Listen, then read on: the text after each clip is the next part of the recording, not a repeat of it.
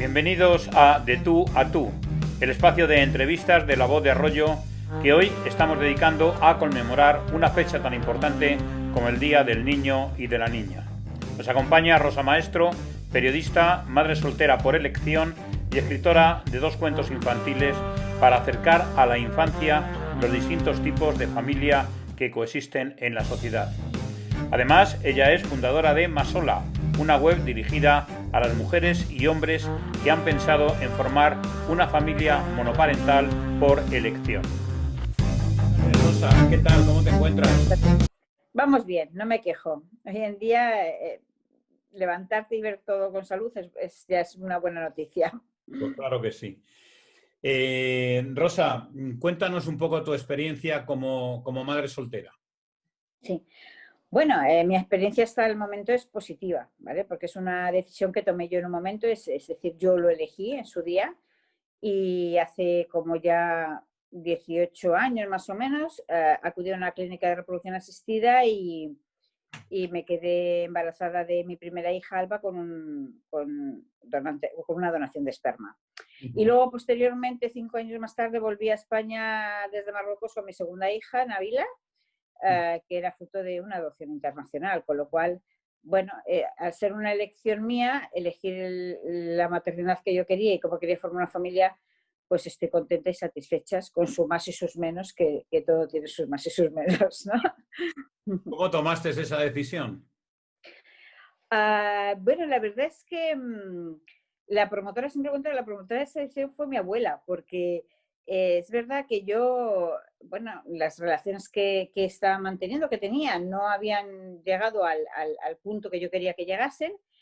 Y llegado a ese punto, yo sabía que prefería ser madre sola que en pareja, si posteriormente sabía que iba a tener que tener un divorcio, una separación. Bueno, Sí, no quería entrar en esa dinámica de niños te para allá, niños adelantaste a para lo que acá. tuviese pasar, ¿no es eso?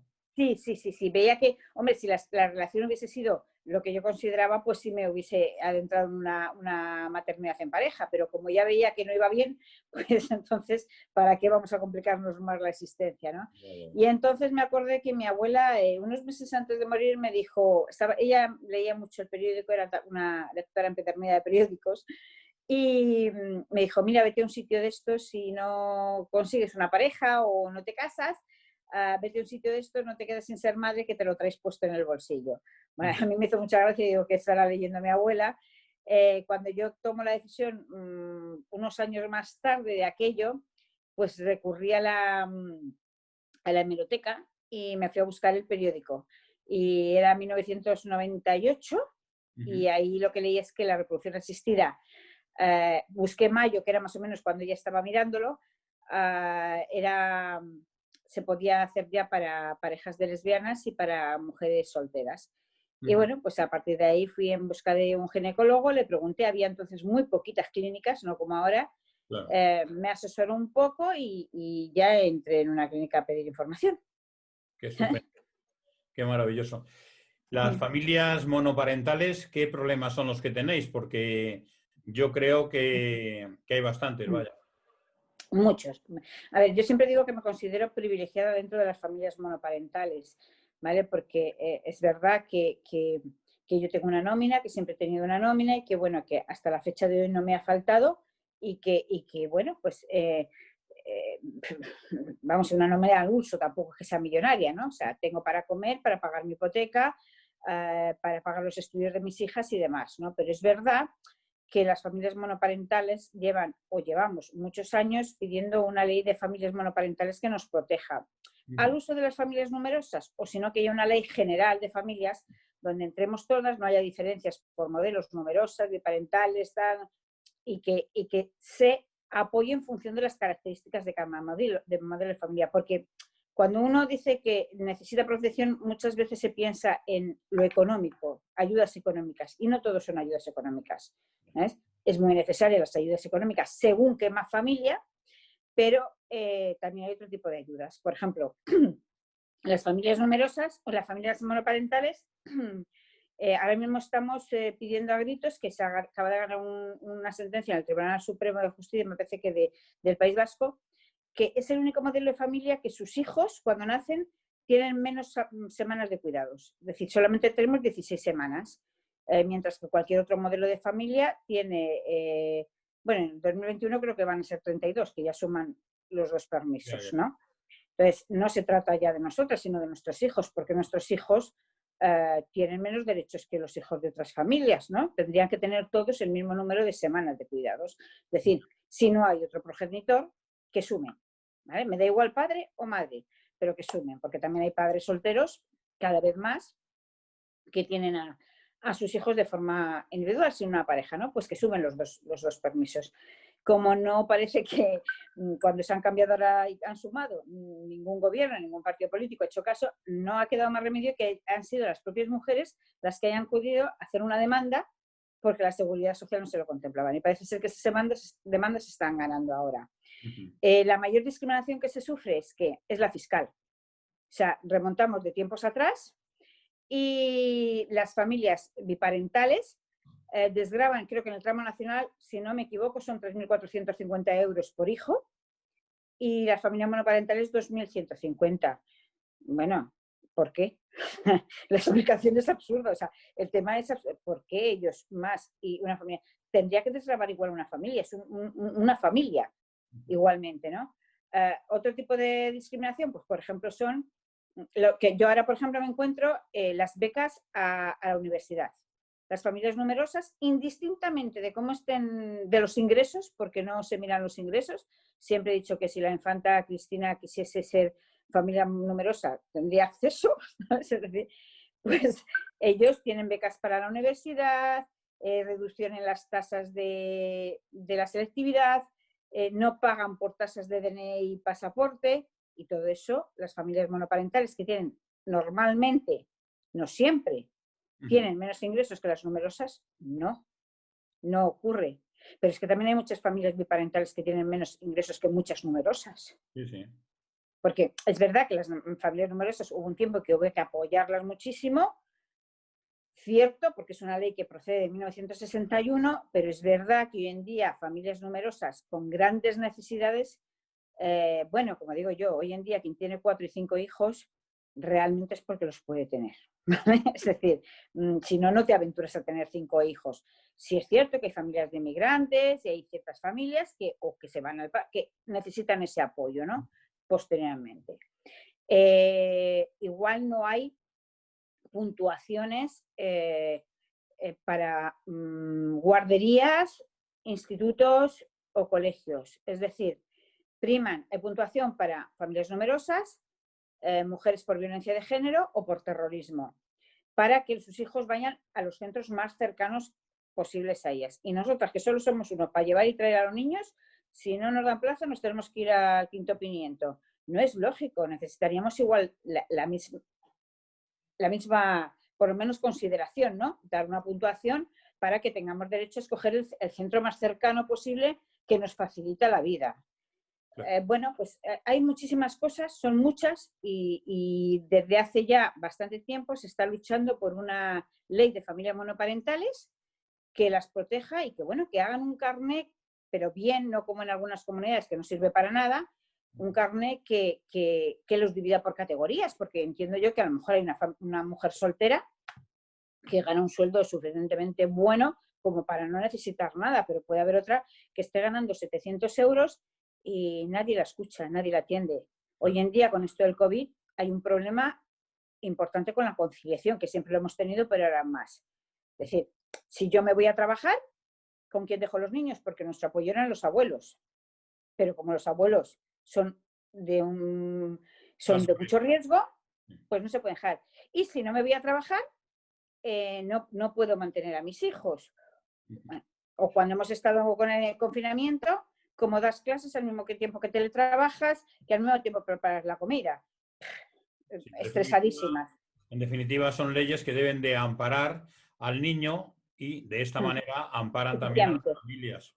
Pero lógicamente los niños son los más perjudicados. Claro, es que es un amparo a los niños, a los menores, no a nosotras, ¿sabes? Claro. Pero como somos mujeres solteras todavía seguimos siendo castigadas. Claro, pero el niño no entiende. El niño no entiende. Es niño y ya está. No sí, tiene exacto. por Entonces, no entienden que estas leyes retrógradas de una especie de patriarcado, de políticas androcentristas y de un castigo a la mujer cuando se quedaba embarazada sola, que sigan existiendo todavía y que no se sienten, todos los partidos políticos se sientan, sí, a ver, vamos a ver cómo lo definimos, porque con la definición de familia monoparental tienen ahí un caos tremendo, es muy sencillo, un solo progenitor, muy sencillo, pero como quieren meter familias separadas, divorciadas, no sé qué, mire usted, es un solo progenitor, me da igual. Si el otro progenitor no aporta dinero, sigue siendo un solo progenitor. Si está en la cárcel, sigue siendo un solo progenitor. Si está enfermo, sigue siendo un solo progenitor. Si es viuda, es un solo progenitor. Es muy sencillo. Ahí se quedan, dejan que pase la legislatura y le pasan la papeleta al siguiente. Y así van uno de otro. Entonces, cuando unos intentan, los otros se ponen en contra. Y cuando los otros intentan, los de antes estaban a favor, nunca llegan a un acuerdo. Nunca. Fundaste es Masola. ¿Qué es Sí. Masola? Masola es una página web que en su día surgió para ayudar o asesorar, porque había muy poca información en la red, algún foro, pero no se transmitía toda la información correcta, ¿no? Entonces, para ayudar un poco, un punto de encuentro a aquellas mujeres que, como yo, querían ser madres solteras y no sabían cómo funcionar, tenían miedo, tenían dudas sobre la selección de los donantes, sobre los tratamientos de reproducción asistida, sobre los pasos que había que dar en la adopción. Entonces, por eso fundé Masola. Luego, con el tiempo, es verdad que había muchos puntos en común, pues con las parejas lesbianas, que eran los donantes, y los tratamientos, o con la familia nuclear, ¿no? Entonces, se amplió y entonces ahora es un punto de apoyo de diversidad familiar para todas las familias y todos los modelos familiares. Desde esta página asesoráis, ¿no? Digamos, a todas las personas que lo soliciten. Sí, se asesoran. Yo soy periodista y entonces hago entrevistas, publico reportajes, se crean talleres, se hacen vídeos en directos, entrevistas en YouTube. O sea, vamos haciendo un montón de cosas para que la gente pueda tener un punto de referencia y que les sirva, que en un momento dado les sirva de apoyo y de ayuda. Luego en los comentarios pondremos la dirección de la página, sí, para que todo el que quiera pues pueda entrar y informarse. Rosa, eres escritora, ¿no? Sí, bueno, yo soy periodista, nunca pensé que iba a ser escritora, aunque siempre soñaba con escribir alguna vez, ¿no? Pero es verdad que cuando mi niña empezó a crecer y yo tenía que empezar, ella siempre ha sabido su origen, porque desde pequeñita y embarazada yo lo contó con total naturalidad, pero a partir de los 3 años dije, tengo que ver cómo se lo cuento de una forma que ella lo entienda. Y es verdad que pensé en contárselo en forma de cuento, inventarme un cuento sobre su nacimiento. Al inventármelo, pues había muchas chicas que me pedían que, ay, ¿cómo se lo cuentas? ¿Qué cuento cuentas? Y demás, ¿no? En ese momento pensé que lo mejor que podía hacer era escribir el cuento. Me lo propuso una amiga que había creado recientemente una editorial. Y dije, bueno, pues que yo sé escribir reportajes, sé escribir revistas, pero entrevistas, podría llegar a intentar una novela, pero es que un cuento infantil, eso se me escapa un poco de mi imaginación, ¿no? El lenguaje, hay que cuidarlo mucho, todo, ¿no? Pero bueno, me adentré, me aventuré, me puse a ello, busqué a través de un concurso en internet una ilustradora, que es maravillosa, Bárbara Feltrer-Guillén, y bueno, a raíz de ahí hice las ilustraciones, corregimos con una psicóloga, porque claro, dije, el lenguaje hay que cuidarlo mucho porque es un tema muy delicado, ¿no? Corregimos un poco con una psicóloga y me lancé y saqué la primera edición de mis ejemplares. Ya hemos agotado la segunda y estoy intentando reeditar la tercera, ¿sabes? Porque es verdad que está siendo una herramienta muy, muy importante de ayuda a otras madres. Luego ya, como me pedían más cuentos, pues escribí uno para parejas de lesbianas, para 2 mamás, que también acuden a la reproducción asistida para formar una familia. Y luego había un problema importante, que es el tema de la donación de óvulos, que muchas mujeres no sabían, o familias, no sabían cómo contarlo, o incluso le quitan la importancia a contárselo a sus hijos, ¿no? Entonces, escribí Lucía el cofre mágico de la familia, que es para explicar la donación a los niños que han nacido por este método, por este tratamiento de reproducción asistida. Pues nada, pondremos los títulos también, por si alguien los quiere, que sepa dónde adquirirlos. Imagino que en cualquier librería pueden estar o se lo facilitan. Bueno, es complicado el tema de las librerías, algunas lo tienen, pero normalmente los vendo directamente a través de la web. O sea, contactan conmigo y si alguien lo quiere, sí. Además, últimamente se hacen grandes ofertas, se hace todo para que la gente los pueda tener, Ah, ¿sabes? estupendo. Pues nada, la Mm, gente que entre en la web y los cuentos están ahí mm, disponibles. mm. Eh, ¿Cuáles son los principales miedos que tiene la gente cuando llega a tu página? Uf, siempre son los mismos, no, no varían, los mismos son, todas pasan por los mismos miedos, ¿no? Normalmente es, eh, estoy segura de ir a la maternidad en solitario, es importante la figura paterna, hasta qué punto no le puede afectar a mi hijo, cómo seleccionan al donante, cómo sé yo que el donante, bueno, pues le han hecho una serie de pruebas para, que yo siempre digo, el donante es el hombre que más vas a conocer en este sentido, porque a ninguna de tus parejas les haces todas estas pruebas que le van a hacer en una clínica para saber qué tipo de enfermedades o no descartas, ¿no? Pero siempre hay una desconfianza mayor hacia el donante, ¿no? Bueno, si a mí me pasa algo, puedo ir sola, si me quedo en el paro. Bueno, y luego los tratamientos, sobre todo, mayor miedo es cuando tienen, bueno, el desgaste emocional que tienes durante todos esos tratamientos, cuando no te quedas embarazada, cuando se queda la pareja embarazada. Y el miedo fundamental es pasar a la donación de óvulos. Cuando ya no lo consigues con tus propios óvulos y has de pasar, es como hay que hacer un duelo y eso es tremendo para la persona, ¿no? Porque todas las parejas o mujeres que llegan a la clínica dicen, bueno, mi límite está en hacerme todos los tratamientos hasta que llegue la donación de óvulos o embriones. Por ahí no voy a pasar. Pero claro, cuando has agotado todo, el deseo de maternidad o paternidad sigue ahí. Entonces, te planteas traspasar esa barrera que tú misma te habías puesto. Y es complicado. Hay gente que lo consigue, hay personas que no lo consiguen. Y yo digo que si no lo consigues, si no consigues traspasar la barrera genética, es mejor que te quedes atrás, ¿sabes? Porque es importante. Hablaba con una persona no hace mucho tiempo que también había escrito casualmente un cuento y quería dedicar el beneficio que obtuviese con la venta para este problema, porque para ella todo este tipo de donación, el buscar, el estudio y tal, comentaba que era complicado, que era costoso y, Sí. y que no era muy asequible. Por lo tanto, estaba un poco decepcionada y con ganas de colaborar. Estaba encantada con Sí. los médicos que la habían tratado, pero el proceso ella lo veía muy complicado y falta de Sí. recursos. ¿Sí? Sí, es un proceso complicado, es verdad que yo generalmente, vamos, también lo que he sacado con los cuentos lo he reinvertido en editar el siguiente, ¿sabes? Es decir, la labor de los cuentos es fundamentalmente de apoyo y de ayuda, ¿vale? Igual que ahora estoy terminando un libro, pero que es igual, va a ser para ayudar a esos miedos que yo también he tenido, yo estuve 3 años y medio en un psicólogo haciendo una terapia para soltar los miedos y saber que la decisión que tomaba era adecuada, para que lo tengan un poco más fácil, para que se encuentren identificadas y digan, mira, todo esto se puede superar y a la hora de la verdad, cuando nace niño no te vas a acordar de nada de todo esto que tienes ahora mismo en la cabeza.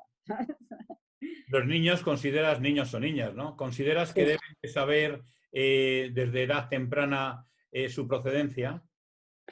A ver, yo creo que esto es una decisión familiar. Hoy en día no hay ninguna obligatoriedad, ¿vale? En transmitir la verdad a tus hijos.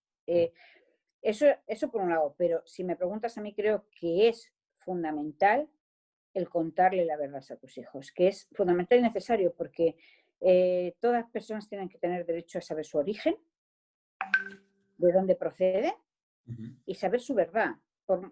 Primero porque hay gente ajena a ellos que saben esa verdad, como son sus padres o son la propia clínica, el jefe de laboratorio o incluso la abuela o algún hermano. Entonces, porque ellos no van a tener derecho a saber una verdad que saben otras personas en su entorno, ¿no? Y segundo, porque tarde o temprano esa verdad puede saltar a la luz. O sea, la mentira es muy difícil ocultarla durante toda tu vida, ¿vale? Y además los secretos familiares hacen mucho daño a la familia porque quieres que no están ahí dentro, es decir, tú no te comportas igual con tu hijo bajo la verdad que bajo una mentira, Claro. ¿vale?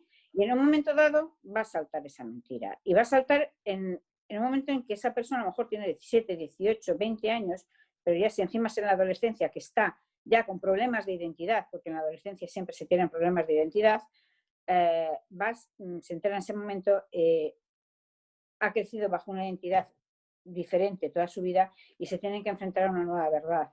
Le vas a hacer un daño tremendo. Esa persona, pues le causas un problema en ese momento importante. Yo no digo que no lo vaya a superar, posiblemente lo vaya a superar o no, o depende del individuo, ¿no? Pero y luego te puedes encontrar en situaciones muy complicadas a lo largo de tu vida. Vas a un médico y te tiene una determinada enfermedad y te pregunta por los antecedentes paternos o maternos, ¿y qué le cuentas? Los tuyos, si no es de tu propio óvulo, tendrás que hacer referencia, incluso como yo he necesitado por un tema de la mayor, recurrir a la clínica para saber sobre el donante, ¿no? Que sobre el donante no puede saber nada más que 4 rasgos, la altura, el pelo y tal, pero sí, por ejemplo, en mi caso era, la niña no crecía en un determinado periodo de tiempo, pensé que podía tener algún problema, me pidieron la altura del padre, y yo, como no tenía ningún dato de eso, porque tampoco me había interesado, pues llamé a la clínica para preguntar sobre la altura del padre. ¿Qué hago? ¿Me la invento? ¿Le digo el de mi pareja? Estoy interponiéndome sobre un diagnóstico médico que puede perjudicarle a esa persona, ¿no? Y luego también siempre digo yo que las discusiones, si tú no sabes, tú ahora mismo estás muy bien con tu madre o con tu hermano o con tu pareja, ¿vale? Pero nunca sabes en la vida por dónde van las cosas y lo estamos viendo, lo vemos a diario, ¿sabes? Lo que ocurre muchas veces en las sagas familiares que digo yo en la televisión ocurren en las sagas familiares de a pie. Y entonces de repente un día te encuentras simplemente con la separación de tu pareja y tu pareja en uno de esos cabreos o en esos enfrentamientos que tienes suelta, pues el hijo no es tuyo o cualquier cosa de esas, está el menor delante, vamos... Que he conocido casos que incluso en una cena de Navidad ha podido soltar la hermana, pues es que la verdad es que el hijo no es tuyo. Entonces, claro, esas cosas, cuando el menor sabe y a lo mejor el menor tiene, bueno, aunque sea pequeñito, ellos pillan todo, ¿no? Pues se hace muchísimo daño. Yo creo que es mejor hablar con naturalidad, aceptarlo con naturalidad ya que lo has aceptado y vivir tu maternidad con naturalidad, porque la maternidad no tiene nada que ver con la genética. La genética es una anécdota en la maternidad, ¿sabes? La genética es una cosa y otra cosa es la maternidad, ¿no? Entonces, si lo que quieres, siempre digo a la gente, si lo que tú estás buscando es transmitir tus genes y que tus genes se queden, perpetúen aquí en el mundo y tal, entonces no te plantees en ningún momento hacer un tratamiento en el que no intervengan tus genes, ¿vale? Pero si tu objetivo es ser madre o ser padre, mira, olvídate de la genética. Aparte luego está hoy en día una ciencia que se llama la epigenética, que esta ciencia lo que estudia es que somos capaces de transformar la propia genética. Es decir, el óvulo es de otra, pero al implantármelo a mí en el desarrollo, modificamos genes. Incluso cuando el menor nace, también el entorno modifica los genes del menor. Tú puedes nacer predispuesto a ser una persona obesa, pero porque es tu genética, pero tú llevas una vida en un entorno de deporte, no lo vas a ser. Y a la inversa, tú vienes predispuesto a ser, pero te pasas la vida alimentándote de hamburguesas en Laos y vas a terminar siendo eso. Entonces, ¿hasta qué punto es importante la genética? Bueno, es verdad que deseamos que, es curioso que nos pasamos la vida lleno de complejos. Es más, cuando empezamos a ser adultos hoy en día todo el mundo pasa por las cirugías estéticas, que si me modifico la nariz, que si me meto las orejas, que si me pongo no sé qué. Y cuando vamos a tener un hijo, que se parezca a nosotros. Es que es como muy curioso, ¿no? Pero bueno, si te has cambiado todo, ¿cómo que se parezca a ti, no? O sea, no pero bueno, somos o así. sea, tú tienes 2 niñas, nos has comentado antes, una por donación y la Y la otra otra por por adopción. ¿cuál es más problemática para el proceso, quiero decir? Bueno, ¿Qué por proceso es supuesto, más bueno, problemático? ambos procesos podrían haber sido muy complicados, porque yo tuve la suerte que con la primera me quedé embarazada la primera, contra todo pronóstico, porque ya tenía cierta edad. Y bueno, pues ambos procesos son complicados, ¿vale? Pero podía haber tardado años en el primero, como tardan muchas personas, ¿no? Pero luego es verdad que el primero me fue fácil, el segundo me fue súper complicado, ¿no? El segundo, que parecía que iba a ser más rápido o mejor, terminó siendo muy complicado. Primero porque yo inicié antes la adopción, pero legalmente, como ya llegaba tarde la reproducción asistida por la edad, pues entré en reproducción asistida y bueno, cerré la adopción hasta que Alba tenía los 9 meses porque la ley me decía que tenía que cerrar. Ahí yo lo inicié, me fui a Panamá, estuve 2 años, cambió la ley, me tuve que traer todo el expediente, volví a Menores, a Madrid. Allí me dijeron, en aquel momento oí hablar de las adopciones, de las cafales, de los acogimientos en Marruecos. Me dijeron que hacer un acogimiento permanente en medio de nación tenía que volver a reiniciar el proceso de certificado de edad. Era la misma, pero tuvimos que reiniciar todo y volverlo a hacer. Y lo inicié en Marruecos. Y lo que iba a ser 3 meses se complicó. Es una historia interminable, con leyes que cambian, que quitan, que ponen, que demás, con documentos extraviados, y tardé casi 2 años. ¿Vale? Entonces, bueno, eso fue un proceso de 5 años. Pero bueno, también se aprende mucho y es muy fructífero. Yo no me quejo de ninguna de las experiencias. ¿Qué le dirías a una persona que quiere tener familia, bien de una manera o bien de otra? A ver, ahora al otro día hay una noticia que muchos países se han vuelto a abrir a la adopción, con lo cual que me alegro muchísimo. Pero yo les diría que se habla muy, muy alegremente de la adopción. Pues si no puedes tener hijos, adopta, o pues si no puedes no sé qué, a las parejas gays de hombres, pues adopta, como si adoptar fuese, mira, llego aquí, toma al niño, estos zapatos te los compras y te los llevas a tu casa. Mire usted, no, adoptar es muy complejo, es muy difícil, tienes que estar muy preparado psicológicamente, y no solo por lo arduo y complicado que es el tema de la adopción, sino porque esos menores no vienen con un libro vacío como vienen los niños que nosotros parimos. Los menores vienen con una mochila muy importante a sus espaldas, cada uno con la suya, unas más graves, otras menos graves, y es verdad que cuando la mayoría es cuando son bebecitos, son maravillosos, encantadores y tal, y no demuestran tener grandes problemas, pero a medida que crecen y se convierten en adolescentes y en adultos, surgen problemas serios e importantes: el trastorno del apego, el trastorno de la disociación de la realidad, la ira, bueno, la impotencia ante una situación que ellos no tuvieron nada que ver. Y aparte es difícil, es dura y hay que estar ahí, y bueno, pues hay que estar preparado para todo lo que viene y para momentos complicados, ¿no? Del menor y de la familia. Entonces, bueno, que adoptar es pensárselo mucho, mucho, mucho, y estar muy... Por eso quizás tardan tanto tienes que pasar tantas barreras para llegar al final, ¿no? Yo creo que esa es la explicación, ¿no? O sea, es como una carrera de obstáculos, y si ya te saltas al último, dices, vale, usted está preparado, ¿sabes? Y si no lo saltas, pues usted no está preparado, ¿no? De todas maneras, desde Masola, la página web que tenéis, pues podéis asesorar y aconsejar a estas personas, hombre o mujer, pues que quieran adoptar o... Sí, hombre, una vez adoptar, la satisfacción es plena, la satisfacción es maravillosa, a ver, mi parto fue maravilloso, pero mi adopción para mí me llenó. Es que realmente dices, voy a ayudar a un menor, que no es ayudar, porque lo que está es que es un error, no es un acto de solidaridad, es que quiero ser madre y lo voy a hacer por esta vía, ¿no? Pero es que quien me aporta es ella a mí, quien me enseña es ella a mí. No yo al otro lado, ¿sabes? Es decir, bueno, y a mí me enseñó además a amar un país diferente al mío, maravilloso, al que adoro y al que estoy esperando con ansia que termine el COVID para volver. Para volver. Sí.